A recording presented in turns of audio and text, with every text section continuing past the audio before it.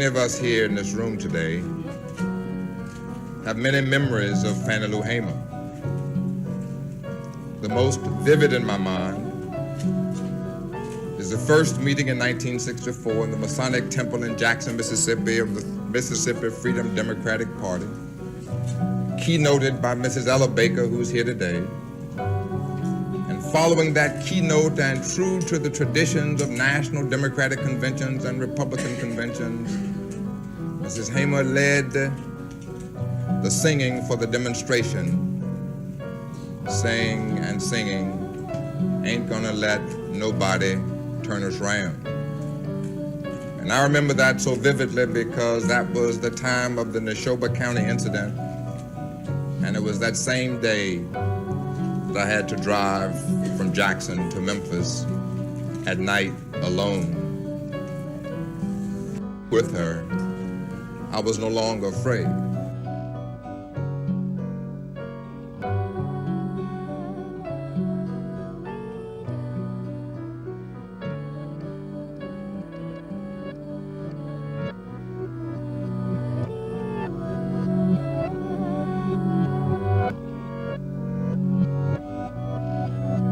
Mississippi is still a very rough place.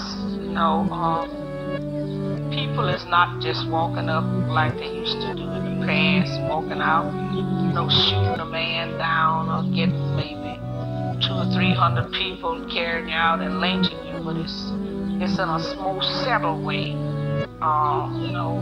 They can let you starve to death, not give you jobs. These are some of the things that's happening right now in Mississippi. See, Mississippi is not actually Mississippi's problem. Mississippi is America's problem. Because if America wanted to do something about what has been going on in Mississippi, it could have stopped by now. It wouldn't have been in the past few years, between 40 and 50 churches bombed and burned. You see, and this leads me to say, all of the burning and bombing that was done to us and the houses, nobody never said too much about that, and nothing was done. But let something be burned, by a black man, and then, my God, you see, the flag is drenched with our blood.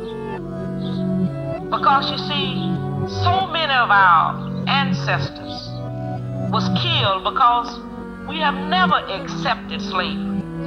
We had to live on it, but we've never wanted it.